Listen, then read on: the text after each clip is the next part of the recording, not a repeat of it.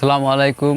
Mamata agro ফার্মে আপনাদের স্বাগতম। আপনারা যারা বাসা বাড়িতে হাঁস মুরগি কবুতর পালন করেন, আপনারা প্রায় একটি সমস্যার সম্মুখীন হন, আর সেটা হলো কৃমি সংক্রমণ। আসলে কৃমি সংক্রমণ হলে আপনারা যেভাবে বুঝবেন যে আপনাদের হাঁস মুরগি কবুতরগুলো সংক্রমণ হয়েছে, তার কিছু লক্ষণ আছে।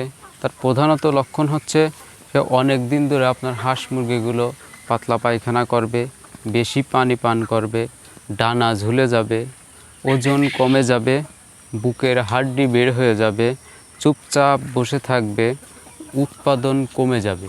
অর্থাৎ আপনার হাঁস মুরগি যদি ডিম দেয়, তাদের ডিমের হার অনেক কমে যাবে। তার সমাধান হচ্ছে আপনারা কৃমিনাশক ঔষধ খাওয়াতে হবে নিয়মিত, এবং নিয়ম মাফিক ঔষধ খাওয়াই যেতে হবে।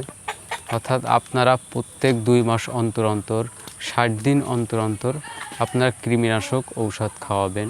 যে আপনারা দেখতে পাচ্ছেন আমার হাতে একটা কৃমিনাশক ঔষধের প্যাকেট, এটার নাম হচ্ছে প্যারাভেট। আপনারা চাইলে এটাও খাওয়াইতে পারেন, বা অন্যান্য কোম্পানির বিভিন্ন ধরনের কৃমিনাশক ঔষধ আছে, আপনারা সেটাও খাওয়াইতে পারেন। এটা আপনারা 2 গ্রাম 1 লিটার পানিতে মিশিয়ে খাওয়াইবেন।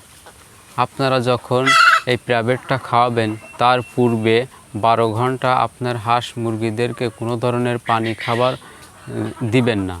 অর্থাৎ তাদেরকে পানি খাবার দেওয়া থেকে বিরত থাকবেন। যাদের দেশি হাঁস মুরগি আছে, তারা তুলনামূলকভাবে কম পানি খায়। সেক্ষেত্রে আপনারা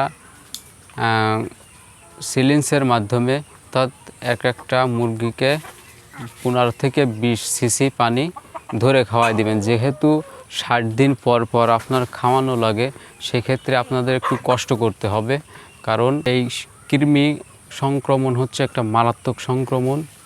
অনেক সময় আপনাদের হাঁস মুরগি মারাও যেতে পারে, সেক্ষেত্রে একটু কষ্ট করাই ভালো।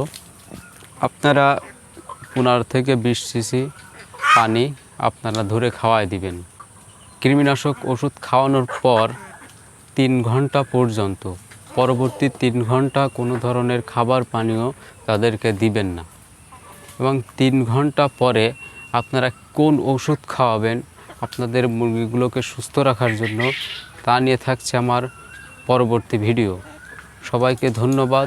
ভিডিওটি সবাই লাইক, কমেন্ট, শেয়ার করবেন এবং আমার চ্যানেলটি সাবস্ক্রাইব করে আমার পাশে থাকবেন। আল্লাহ হাফেজ।